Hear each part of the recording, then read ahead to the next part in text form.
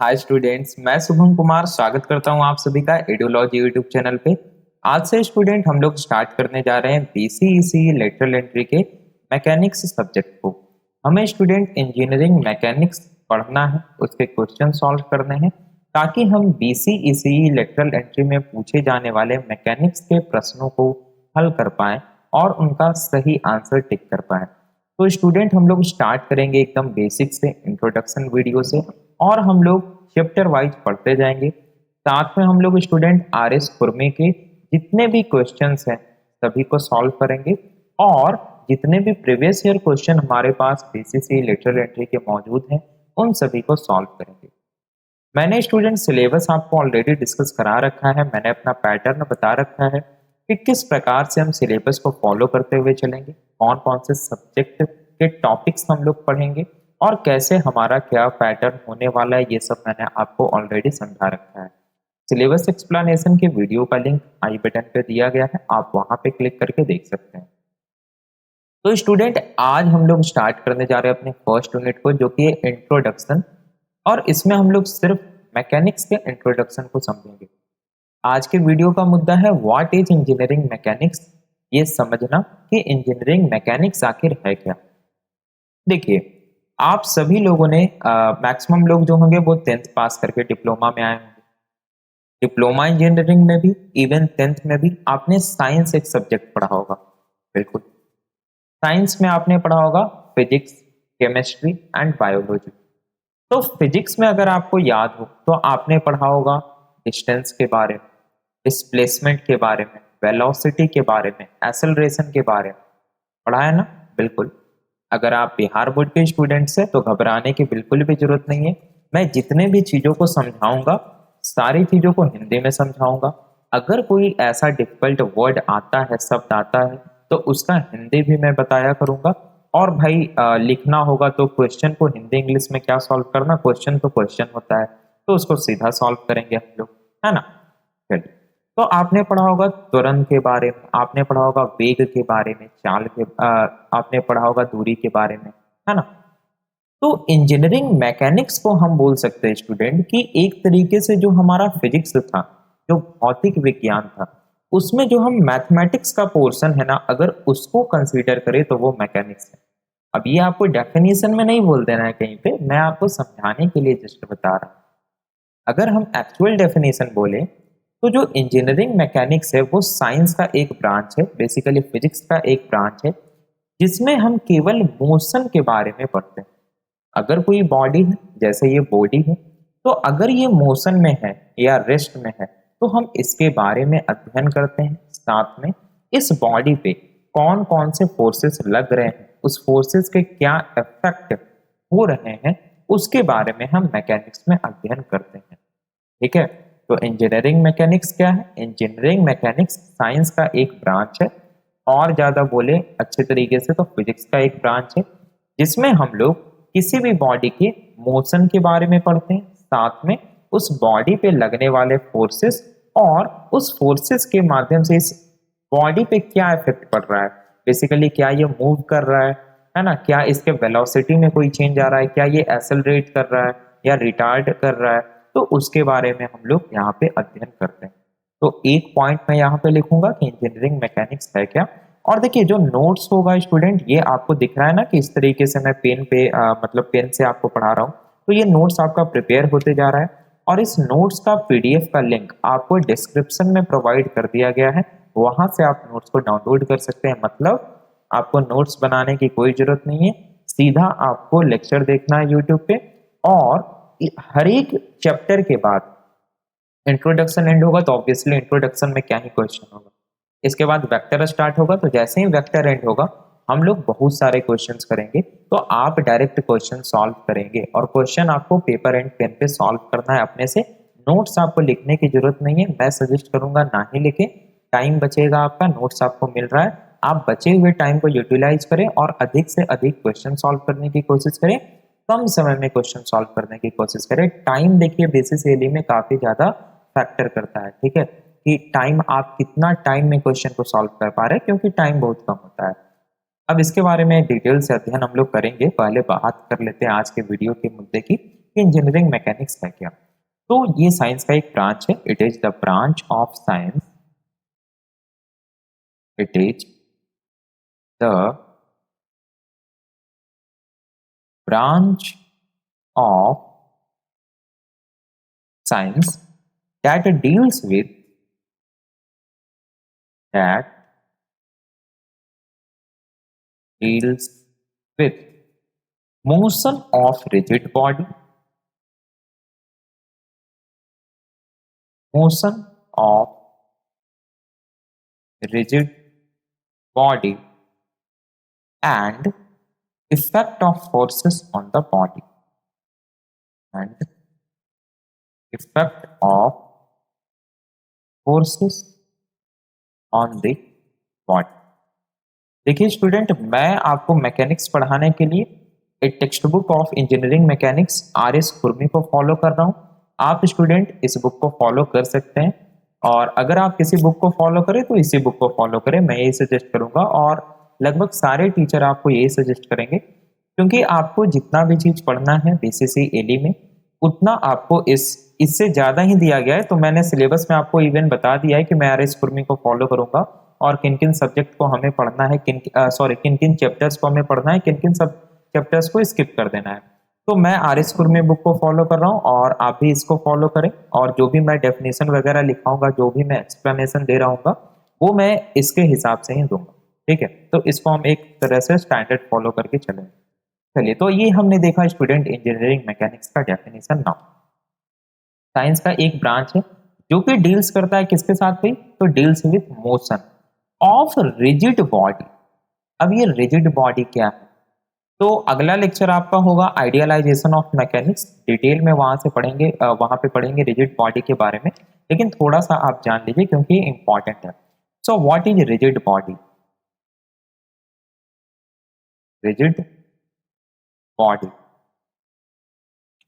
तो रिजिड से आपको थोड़ा बहुत आइडिया लग रहा होगा। अगर आप मतलब पूरी तरीके से हिंदी बोले रिजिड की, तो रिजिड का हिंदी क्या हो सकता है? रिजिड का मतलब एक तरीके से आप कह सकते हैं अकड़ा हुआ, है ना। मतलब कि जैसे आप भाई बहुत ज्यादा रिजिडनेस है, कुछ इस प्रकार से मतलब अकड़पन है। तो रिजिड बॉडी का अर्थ क्या होता है कि एक ऐसा बॉडी जो कि अकड़ा हुआ हो। अब ऐसा आपको बोलना नहीं, मैं बार बार बोल रहा हूं, मैं आपको इस तरीके से समझाने का प्रयास करूंगा ताकि आप समझ सके। तो रिजिड बॉडी का मतलब क्या हुआ एक तरीके से कि ऐसा बॉडी जिसका डिफॉर्मेशन 0 हो, मतलब उसमें कोई भी डिफॉर्मेशन ना हो अगर हम कोई फोर्स को अप्लाई करें तो। बहुत सारी बातों को मैंने बोल दिया, मैं देखिए आपको समझाता हूँ। देखिए, मान लिया जाए हमारे पास कोई बॉडी है, एक मिनट, हाँ चलिए। तो मान लीजिए हमारे पास ये एक बॉडी है, ये एक बॉडी है कुछ इस तरीके से, ठीक है। अब हम इसके दो मॉलिक्यूल्स, दो पार्टिकल उठा लेते हैं, पार्टिकल A और B, ठीक है। अब जो इसके बीच की दूरी है, इसके बीच की दूरी, इसको हम AB बोल लेते हैं। मान लिया जाए इस बॉडी के ऊपर हम कोई फोर्स लगाते हैं, इस बॉडी के ऊपर हम कोई फोर्स लगाते हैं F। तो अगर हम इस बॉडी पे कोई फोर्स F लगा रहे हैं और फोर्स लगाने के बाद फिर से अगर मैं इसको ड्रॉ करूं, इसको मैं कर लूंगा कॉपी, कंट्रोल C, और इसको हम कर लेंगे कंट्रोल, ठीक है। चलिए, तो ये हो गया आपका A डैश और ये हो गया B डैश। मतलब जब हमने स्टूडेंट इस पे फोर्स लगा दिया, तो फोर्स लगाने के बाद जो ये दोनों पार्टिकल था, ये दोनों पार्टिकल के बीच की दूरी यानी जो R है वो R डैश के अगर बराबर हो, R इक्वस R डैश हो, इसका मतलब क्या है कि डिफॉर्मेशन 0। ठीक है, इसको डिटेल से मैं हालांकि समझाऊंगा, घबराना नहीं है स्टूडेंट, अभी इंट्रोडक्शन वीडियो है। मे भी आपको कुछ टर्म्स समझ में ना आए, कुछ बातें समझ में ना आए, तो बिल्कुल भी घबराना नहीं है। हम सारी चीजों को एकदम बहुत ही बारीकी से पढ़ने वाले।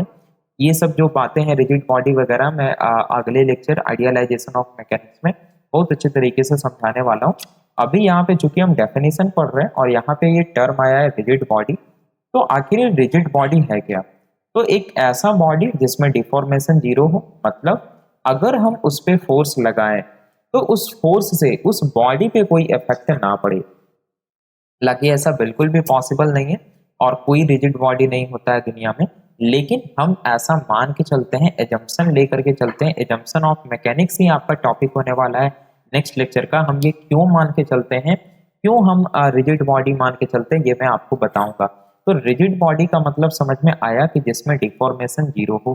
मैं यहाँ पे लिख दे रहा हूँ, deformation, deformation will be zero, ZERO। Deformation क्या होगा भाई, जीरो होगा। तो अगर किसी बॉडी का डिफॉर्मेशन जीरो हो तो हम उसको क्या बोलेंगे, रिजिड बॉडी बोलेंगे। तो जब हम इस पे फोर्स लगा रहे हैं स्टूडेंट, तो इसका इफेक्ट क्या हो सकता है। इसको मैं कंट्रोल C करता हूं और नीचे हम लोग कर लेते हैं कंट्रोल V। ठीक है, अच्छा। अब अगर बताइए इस पे मैं फोर्स लगा रहा हूं, कोई एक बॉडी है हमारे पास, ठीक है, और उस बॉडी पे हम क्या कर रहे हैं स्टूडेंट, एक तरफ से फोर्स लगा रहे हैं, तो उस पे क्या क्या इफेक्ट हो सकता है। अगर हम यहाँ पे बोले इफेक्ट की बात करें, हम इफेक्ट, तो अगर हम इस पे फोर्स लगा रहे हैं, मान लिया जाए आप खड़े हैं, ठीक है, ये आप है मान लिया जाए, और हम आपको क्या करें, इधर से फोर्स लगाएं, ऐसे हम धक्का दे दें, ठीक है, तो अगर हम आपको धक्का देंगे तो ऑब्वियस सी बात है आप क्या होगी, आप मूव कीजिएगा, मतलब आप में डिस्प्लेसमेंट आएगा। तो इफेक्ट क्या क्या हो सकता है भाई, डिस्प्लेसमेंट, मतलब अगर हम किसी बॉडी पे फोर्स लगाते हैं तो बॉडी डिस्प्लेस हो सकता है। अब आपका वेलोसिटी चेंज होगा, इनिशियली आपका जीरो था, या हो सके आप पहले से चल रहे थे और हमने आपको धक्का दे दिया तो आप दौड़ने लग गए, तो इनिशियल फाइनल वेलोसिटी चेंज हुआ, मतलब वेलोसिटी। अब वेलोसिटी चेंज हुआ तो आप एसेलरेट कर रहे हैं, मतलब बॉडी एसेलरेट करेगी, तो एसेलरेशन हो सकता है, इवन डी एसेलरेशन हो सकता है, रिटार्डेशन हो सकता है, रिटार्डेशन। मतलब अगर हम किसी भी बॉडी पे फोर्स लगाएं, बॉडी डिस्प्लेस हो सकता है, वेलोसिटी एसेलरेट हो सकता है, रिटार्ड हो सकता है। आ रही है बात समझ में, चलिए। अगर हम मान लिया जाए कि आपको ऐसे खड़ा कर दें, ठीक है, और ये दीवार है और आपको यहाँ पे खड़ा कर दिए, और उसके बाद हम आपको धक्का दे रहे हैं, क्या आप मूव कीजिएगा, ये आप हैं, ये दीवार, आपको हमने ऐसे खड़ा कर दिया, अब हम आपको इधर से धक्का दे रहे हैं, क्या आप मूव कीजिएगा, नहीं। तो अगर मान लिया जाए इस बॉडी को हम रिस्ट्रिक्ट कर दें, ठीक है, मान लिया जाए ये जो हमारा बॉडी है, इस बॉडी को हम क्या करें, इधर से हमने इसको रिस्ट्रिक्ट कर दिया, इधर से। तो जब हम इसको स्टूडेंट रिस्ट्रिक्ट कर देंगे तो क्या होगा, इस पे स्ट्रेस होगा या स्ट्रेन होगा, देखिए कुछ इस प्रकार से।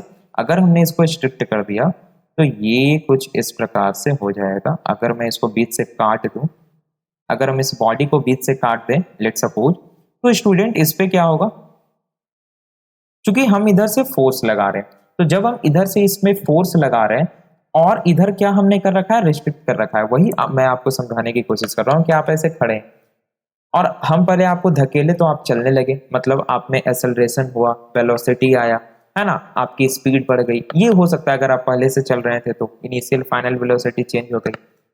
लेकिन आप ऐसे खड़े हैं और इधर से रिस्ट्रिक्शन है, यानी कि दीवार है या कोई भी रिस्ट्रिक्शन हो, और तब हम आपको धक्का दे रहे हैं, तो ऑब्वियस सी बात है कि आप मूव तो कीजिएगा नहीं, तो होगा क्या भाई, तो आपके ऊपर स्ट्रेस होगा या स्ट्रेन होगा, तो इफेक्ट क्या हो सकता है। अगर मैं यहाँ पे इफेक्ट की बात करूं, इस केस में इफेक्ट क्या हो सकता है, तो इफेक्ट भाई स्ट्रेस हो सकता है, स्ट्रेन हो सकता है, ठीक है। तो अगर हम मूवमेंट को रिस्ट्रिक्ट कर दें, यहां पे मैं लिख दे रहा हूं एक पॉइंट कि if we restrict movement of the body. If we restrict the movement of the body, then effect will be stress, either stress or strain. आई बात समझ, तो ये समझ में आया। तो स्टूडेंट ये जो स्ट्रेस है बॉडी का, ये जो स्ट्रेन है, ये सभी हम लोग पढ़ते हैं स्टूडेंट सॉम में, ठीक है, ये सभी हम लोग पढ़ते हैं किसमें भाई, तो सॉम में, जिसको बोला जाता है strength of materials, strength of materials. जो मैकेनिकल वाले होंगे, इवन शायद सिविल को भी ये पढ़ना है, स्ट्रेंथ ऑफ मटेरियल्स, मुझे याद नहीं है शायद। तो मैकेनिकल वाले को तो पक्का समझ में आ रहा होगा कि हाँ भाई, क्योंकि उन्होंने सॉम सब्जेक्ट पढ़ा हुआ है। तो स्ट्रेंथ ऑफ मटेरियल्स में हम लोग क्या पढ़ते हैं कि बॉडी के अंदर जो चेंज हो रहा है फोर्स लगने के बाद, बॉडी के ऊपर जो चेंज हो रहा है, हम वो पढ़ते हैं सॉम में, स्ट्रेंथ ऑफ मटेरियल्स। लेकिन अगर हम इंजीनियरिंग मैकेनिक्स की बात करें तो हमें इससे कोई लेना देना नहीं है कि बॉडी के ऊपर क्या प्रभाव पड़ रहा है। हमें किससे लेना देना है?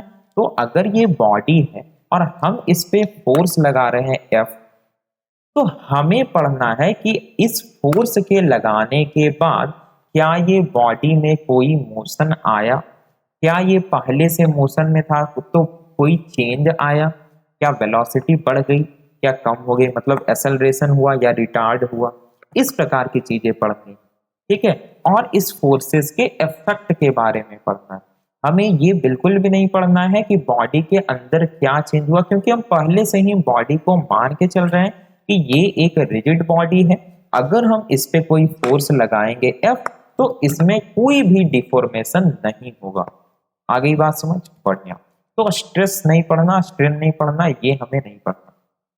हम पढ़ेंगे डिस्प्लेसमेंट, वेलोसिटी, एक्सेलरेशन, रिटार्डेशन, इन सभी चीजों को पढ़ेंगे, ठीक है। तो ये समझ में आया स्टूडेंट, बेसिकली रिजिड बॉडी क्या होता है। तो इंजीनियरिंग मैकेनिक्स साइंस का एक ब्रांच है जिसमें हम पढ़ते हैं, जिसमें हम डील करते हैं, बेसिकली अध्ययन करते हैं मोशन के बारे में, रिजिड बॉडी के मोशन के बारे में। मतलब हम एक बॉडी को रिजिड बॉडी मान के चलेंगे, इसका मोशन के बारे में पढ़ेंगे, ये जो चलेगा इसका मोशन के बारे में पढ़ेंगे। नेक्स्ट क्या लिखा हुआ है, and effect of forces on the body. Body पे फोर्सेस का क्या इफेक्ट हो रहा है, इफेक्ट ऑफ फोर्सेस, वो हम पढ़ेंगे कि फोर्सेस का क्या इफेक्ट हो रहा है। अब हमें ये नहीं पढ़ना है कि बॉडी पे जो है ना स्ट्रेस उत्पन्न हो रहा है या स्ट्रेन उत्पन्न हो रहा है, वो हमको नहीं पढ़ना है। फोर्स लगाने के बाद बॉडी के मोशन में क्या चेंज आया, देखिए डेफिनेशन को अच्छे से समझना है। It is the branch of science that deals with motion of rigid body and effect of forces on the body, ठीक है। कि बॉडी पे जब हम फोर्स लगाएं तो उसके मोशन में क्या चेंज आया, उसके बारे में आपको पढ़ना है। तो रिजिड बॉडी के बारे में समझ में आया कि रिजिड बॉडी क्या होता है भाई। तो ऐसा बॉडी जो कि डिफॉर्म ना करे, जब हम फोर्स लगाएं तो वो बिल्कुल सेम अवस्था में रहे, उसके अंदर का जो मॉलिक्यूल्स है, पार्टिकल है, वो वैसे ही रहे। इफेक्ट मैंने बता दिया कि अगर किसी बॉडी पे फोर्स हम लगाते हैं तो वो मूव कर सकता है, मतलब डिस्प्लेसमेंट, वेलोसिटी, एक्सेलरेशन, रिटार्डेशन। अगर हम मूवमेंट को रिस्ट्रिक्ट कर दे, उसको आगे बढ़ने ही नहीं दे, जब आगे बढ़ने नहीं देंगे तो ऑब्वियस सी बात है कि इस बॉडी के ऊपर स्ट्रेस आएगा, स्ट्रेन आएगा। मैंने यहाँ पे आपको डायग्राम के माध्यम से समझा दिया। अब हम रिजिड बॉडी ही क्यों मान के चलते हैं, इसका आंसर मैं आपको दूंगा आइडियलाइजेशन ऑफ मैकेनिक्स, यानी कि अगला लेक्चर जब मैं आपको पढ़ाऊंगा तब। अभी हम लोग आगे बढ़ते हैं और देखते हैं कि यहाँ पे इफेक्ट ऑफ फोर्सेस जो लिखा हुआ है ना स्टूडेंट, ये आपको ध्यान देना है कि ये बात कर रहा है एक्सटर्नल फोर्सेस की, एक्सटर्नल फोर्सेस, ठीक है। कि अगर किसी बॉडी है तो इस बॉडी पे जो बाह्य, क्या बोला जाता है हिंदी में, बाह्य बल बोला जाता है ना। तो जो बाह्य बल लगाया जा रहा है, जो एक्सटर्नल फोर्स लगाया जा रहा है, उसके उसके क्या प्रभाव, उसके बारे में हमें पढ़ना है, ठीक है। चलिए, तो आई बात समझ में कि एक्सटर्नल फोर्स का मतलब क्या होता है, ये मैं आपको अभी समझा देता हूं। एक्सटर्नल फोर्स का सीधा सा मतलब है बाह्य बल। मतलब अगर ये बॉडी है तो या तो ये स्टैटिक, मतलब या तो ये रेस्ट में होगा या तो मोशन में होगा। बॉडी दो ही स्टेट में हो सकता है ना, न्यूटन साहब ने बताया हुआ है, रेस्ट में है तो रेस्ट में, मोशन में तो मोशन में। फोर्स में मैं आपको पढ़ाऊंगा न्यूटन्स लॉ ऑफ मोशन, जिसे लॉ ऑफ मैकेनिक्स भी कहा जाता है। एकदम एक वीडियो में खत्म करेंगे, वो 9th क्लास के जैसा नहीं पूरा बैठ के रटेंगे, नहीं, सिर्फ हमें समझना है, मेन फॉर्मूला पे ध्यान देना है, क्योंकि उससे क्वेश्चंस पूछे जाएंगे। और मेनली न्यूटन्स थर्ड लॉ से क्वेश्चंस पूछे जाते हैं। कैसे क्वेश्चन पूछे जाते हैं वो मैं आपको आगे बताऊंगा, लेकिन यहाँ पे हमें समझना है एक्सटर्नल फोर्स। तो एक्सटर्नल फोर्स क्या होता है वो थोड़ा सा समझते हैं। सो नेक्स्ट मैं यहाँ पे लिख दे रहा हूँ एक्सटर्नल फोर्स। मैं बार बार आपको बोलूंगा नोट्स बनाने की बिल्कुल भी जरूरत नहीं है, बिल्कुल ये रंग बिरंगा नोट्स आपको मिल जाएगा नीचे डिस्क्रिप्शन में, वहां से स्टूडेंट आप इसको डाउनलोड कर लें। और जब भी रिवीजन करना हो बस पीडीएफ निकाले, रिवीजन कर लिया, मेन आपको क्वेश्चन सॉल्व करना है, नोट्स नहीं बनाना है, सेमेस्टर नहीं पढ़ रहे हैं आप। कॉम्पिटिटिव एग्जाम एक तरह से इसको कॉम्पिटिटिव नहीं बोलेंगे, इसको बोलेंगे प्रवेश परीक्षा है ना। प्रवेश परीक्षा का क्या हो गया, अ, जो भी इंग्लिश होता हो, मेरी भी इंग्लिश उतनी अच्छी नहीं, ठीक है। तो एक्सटर्नल फोर्स की बात करते हैं। एक्सटर्नल फोर्स मतलब जो बाह्य बल है। तो एक पॉइंट यहाँ पे सबसे पहले मैं लिख देना चाहूंगा कि force force caused by external agent. Force caused by external agent मतलब जो एक्सटर्नल एजेंट के द्वारा फोर्स लगाया जाए। अब जो एक्सटर्नल फोर्स है वो दो तरीके का हो सकता है। एक आपका हो सकता है बॉडी फोर्स, एक हो सकता है क्या, बॉडी फोर्स, और दूसरा हो सकता है सरफेस फोर्स। 1 minute, okay. तो बॉडी फोर्स और दूसरा हो सकता है सरफेस फोर्स। नाउ ये बॉडी फोर्स क्या है और सरफेस फोर्स क्या है। तो देखिए बात करते हैं हम लोग बॉडी फोर्स, ठीक है। तो यहाँ पे आप लोग लिख लीजिए बॉडी फोर्स, बहुत आसान है, मैं आपको समझा दे रहा हूँ। Body force, BODY, body force.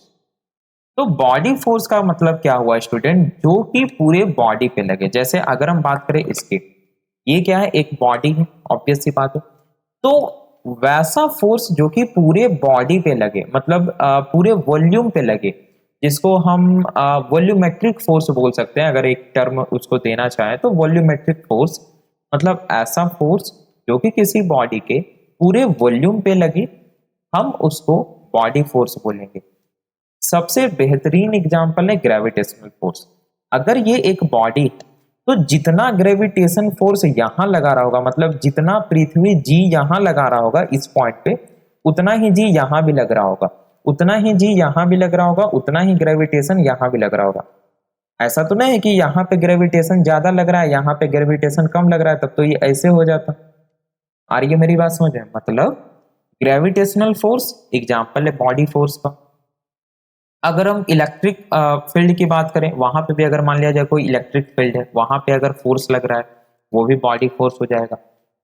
अगर मान लिया जाए मैग्नेटिक फोर्स की बात करें, है ना, अगर मान लिया जाए हम मैग्नेट को पास में लाएं, तो अगर डिफरेंट पोल, तो डिफरेंट पोल है तो अट्रैक्ट होंगे। अगर मान लिया जाए सेम पोल है, मतलब ये भी नॉर्थ है और ये भी नॉर्थ है, तो वो क्या होंगे, एक दूसरे से अलग हो जाएंगे, मतलब कि एक दूसरे से अलग होने की, दूर जाने की कोशिश करेंगे, जिसको हम रिपल्सन बोलते हैं ना, हाँ रिपल्सन बोल सकते हैं, ठीक है। तो बॉडी फोर्स के बारे में मैं यहाँ पे लिख दे रहा हूँ कि बॉडी फोर्स क्या होता है। The force the force that act throughout the body, that act throughout the body, जो कि स्टूडेंट पूरे बॉडी मतलब पूरे वॉल्यूम, यहाँ पे मैं इसको थोड़ा सा करेक्शन करूंगा। The force that act through out the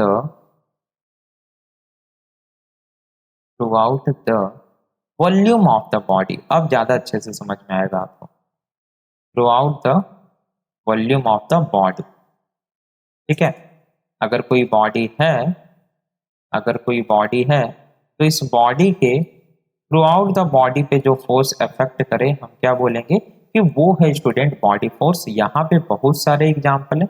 example में आपका ग्रेविटेशनल फोर्स सबसे पहले आता है, और सबसे पहले बाद में क्या, मतलब ग्रेविटेशनल फोर्स एक तरीके से एग्जाम्पल स्पेलिंग से है ना, ग्रेविटेशनल, हाँ बिल्कुल। और स्पेलिंग वगैरह अगर मिस्टेक हो तो उतना आप मिला सकते हैं। ग्रेविटेशनल फोर्स हो गया आपका, इलेक्ट्रिक फोर्स हो गया, इलेक्ट्रिक फोर्स हो गया, मैग्नेटिक फोर्स हो जाएगा आपका, मैग्नेटिक फोर्स हो जाएगा। मैग्नेटिक फोर्स आप सभी को पता है ना भाई, दो मैग्नेट है, अगर मान लिया जाए इस प्रकार से, जैसे मान लिया जाए एक ये मैग्नेट, ठीक है, ये है इसका साउथ, ये है इसका नॉर्थ, और एक दूसरा मैग्नेट आप ले आइए, इधर साउथ रख दीजिए, इधर नॉर्थ रख दीजिए। अब यहाँ पे क्या होगा, क्या आप बता सकते हैं, यहाँ पे क्या होगा, आपस में अट्रैक्शन होगा, ठीक है। तो यहाँ पे क्या होगा, कुछ इस प्रकार से, एट्रैक्शन, ATTRACTION, एट्रैक्शन होगा। अगर मान लिया जाए आप इसी का ठीक उल्टा कर दें, मतलब एक आपने लिया इधर नॉर्थ रख दिया, इधर साउथ रख दिया, और इधर आपने साउथ रख दिया, इधर नॉर्थ रख दिया। अब यहाँ पे क्या होगा, जब आपने दो पोल यानी कि दोनों सेम पोल जब आपने आसपास में ला दिया तो ये एक दूसरे से दूर जाएंगे, तो यहाँ पे होगा रिपल्सन। यहाँ पे क्या होगा, रिपल्सन। आई बात समझ में, मतलब ये एक दूसरे से दूर जाएंगे।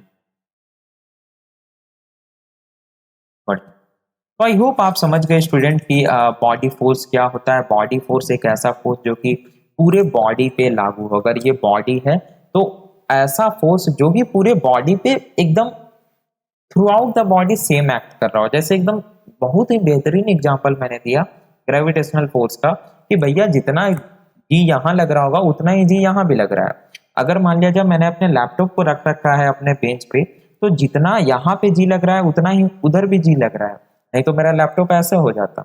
आई मेरी बात समझ, चलिए पढ़। अब हम समझते हैं सरफेस फोर्स के बारे में। तो यहाँ पे नेक्स्ट लिखिए आप सरफेस फोर्स।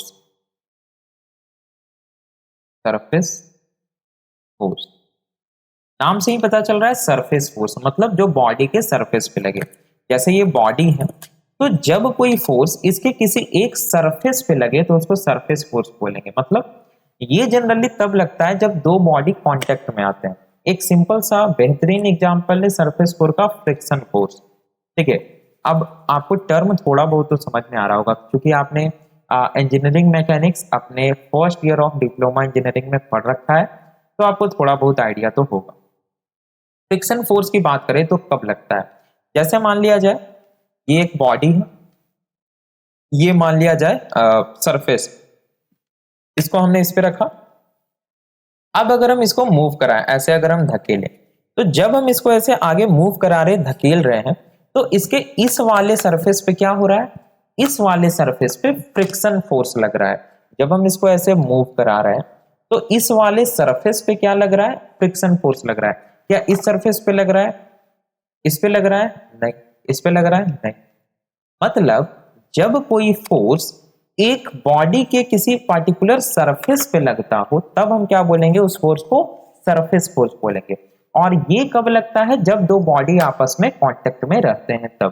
तो हमेशा याद रखना है सरफेस फोर्स तब लगेगा जब दो बॉडी कांटेक्ट में आएंगे। जैसे ये सरफेस है और ये बॉडी है, जब कांटेक्ट में आया क्या लगने लगा भाई, तो फ्रिक्शन फोर्स लगने लगा। आई बात समझ। Friction force through out the body नहीं लगता है, फ्रिक्शन फोर्स बॉडी के किसी एक सरफेस पे, या सरफेस ना बोल के आप किसी पॉइंट पे भी बोल सकते हैं।